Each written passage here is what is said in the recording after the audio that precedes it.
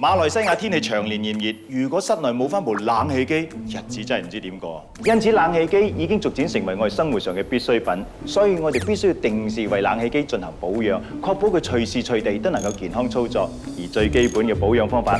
就係定期清洗啦。點樣清洗呢？嗱，傳統嘅清洗方式係首先要拆除冷氣機。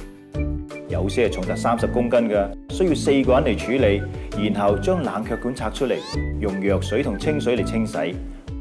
抹乾之後，再將冷氣機抬翻上去安裝，之後仲要補充冷氣 gas， 整個過程需要3至4個小時，而且會大量搬運，會整到冷氣機下嘅範圍相當污糟。介紹你全身更好，唔係，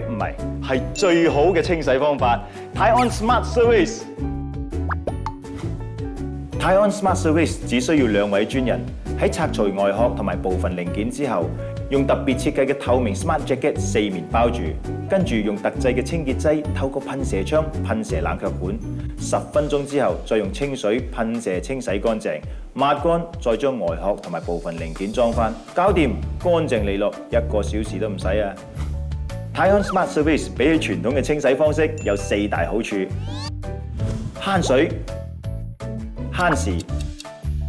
環保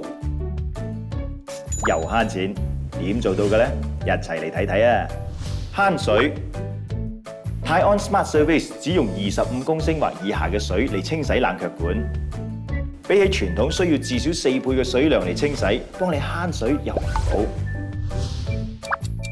慳時。由於無需拆同裝翻冷卻管，因此清洗一部冷氣機只需1個小時或以下，比起傳統嘅3至4個小時更慳時間。時間就係金錢，唔係咩？最重要嘅係傳統方式一定要釋放部分冷氣 gas 出嚟，先能夠拆除冷卻管。冷氣 gas 係會破壞地球大氣層嘅。以大馬目前擁有2000萬部冷氣機嚟睇，每次清洗就好似一場環境大破壞嘅大浩劫。所以選擇 Tyon Smart Service， 你就間接盡咗愛護地球嘅責任，仲幫你慳翻補充冷氣 gas 嘅費用，間接幫你慳錢添。無論係天花板式或者係壁掛式嘅冷氣機 ，Tyon Smart Service 都給你最佳嘅清洗方法，慳水、慳時、環保又慳錢，而且仲有30日嘅滿意保證期添。你仲等乜嘢啊？快上 smartservice.com.my 預約啦！